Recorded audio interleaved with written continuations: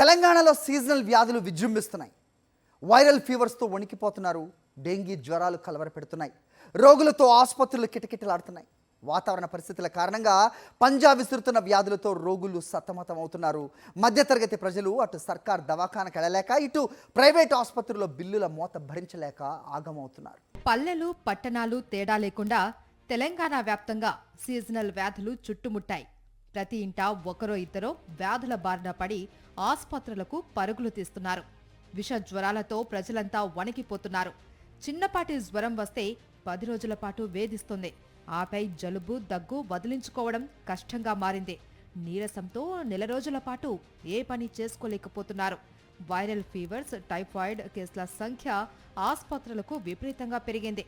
హైదరాబాద్ నల్లకుంట ఆసుపత్రికి సాధారణ రోజుల్లో నిత్యం 500 మంది అవుట్ పేషెంట్స్ ట్రీట్మెంట్ తీసుకుని వెళ్లేవారు. ఇప్పుడు ఆ సంఖ్య రెట్టింపైంది.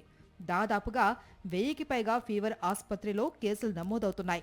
ఈ సీజన్లో ఈ వైరల్ ఫీవర్స్, దగ్గు, జలుబు ఇవన్నీ కామన్గానే వస్తాయి. ఈసారి వర్షాలు లేట్ కావడం వల్ల, వాతావరణ మార్పులు కూడా కొంచెం లేట్ కావడం వల్ల లేట్గా స్టార్ట్ అయింది. యూజువల్గా జూన్ ఎండింగ్, జనవరి 1 నుంచి ఈ సీజనల్ మార్పుల వల్ల ఎక్కువ వైరల్ ఫీవర్స్ వస్తూ ఉంటాయి.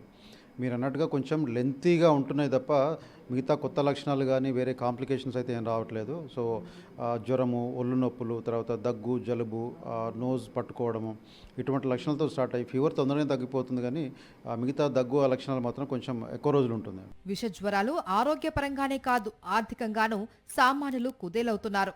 కుటుంబంలో ఒకరు వైరల్ ఫీవర్ బారిన పడితే 10,000 రూపాయల వరకు ఖర్చు చేయాల్సిన పరిస్థితి. ఆపై మందుల భారం తడిసి మోపెడవుతుంది. ఒక ఇంట్లో ఒక్కరికి వ్యాధి వస్తే చాలా ఇంకొకరు కూడా సోకుతుంది ఆ వ్యాధి. ఇది అంటువ్యాధి, సీజనల్ వ్యాధి. డాక్టర్ దగ్గరికి వెళ్తే ఒక ప్రిస్క్రిప్షన్కే మనకు 500 నుంచి 1000 రూపాయలు అవుతుంది. ఆ టెస్టులు, ఈ టెస్టులు, typhoid test, malaria test, dengue అని చెప్పేసి టెస్టులు చేయించుకోవడం జరుగుతుంది. దానికి ఒక 2-3 వేలు అవుతున్నాయి. సో మధ్యతరగతి వాళ్ళు బతకడం చాలా కష్టంగా ఉంది సీజనల్ వ్యాధి వల్ల. ఇంతకుముందుతో గత సంవత్సరంతో కంపేర్ చేస్తే ఇప్పుడు ఇంకా రేట్లు ఎక్కువైపోయినాయి, ఖర్చులు ఎక్కువైపోయినాయి. ఈ మెడిసిన్ ఫీజులు కూడా ఎక్కువైపోయినాయి. సో మధ్యతరగతి వాళ్ళు బతకడం చాలా కష్టంగా అయింది ఈ సీజనల్ వ్యాధిలో. మరోవైపు తెలంగాణలో డెంగీ చాప కింద నీరులా విజృంభిస్తుంది. కొన్ని రోజులుగా ఈ కేసులు భారీగా పెరుగుతున్నాయి. అత్యధికంగా హైదరాబాద్లో నమోదు కాగా, తర్వాతి స్థానాల్లో సూర్యాపేట, మేడ్చల్, ఖమ్మం, నల్గొండ, నిజామాబాద్, రంగారెడ్డి, జగిత్యాల, సంగారెడ్డి, వరంగల్ జిల్లాలు ఉన్నాయి. సెప్టెంబర్ నెలాఖరు వరకు డెంగీ కేసులు పెరిగే అవకాశం ఉందని అంచనా వేస్తున్నారు. భారీగా కేసులు నమోదైనా డెంగీ మరణాలు లేవు అని వైద్య ఆరోగ్య శాఖ చెబుతోంది. డెంగీ బాధిత చిన్నారులతో నీలోఫర్, గాంధీ, ఉస్మానియా, ఫీవర్ సహా జిల్లాల్లోని ఆసుపత్రులు కిటకిటలాడుతున్నాయి. బాధితుల్లో 7.5 నుంచి 12 ఏళ్ల వయసు పిల్లలు ఉంటున్నారు.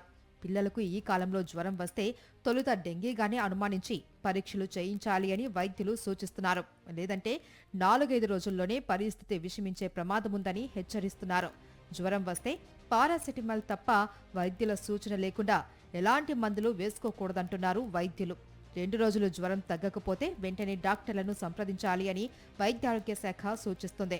బాగా కాచి చల్లార్చిన నీళ్లతో పాటు వేడివేడిగా ఆహారం తీసుకోవాలి అని వైద్యులు సూచిస్తున్నారు.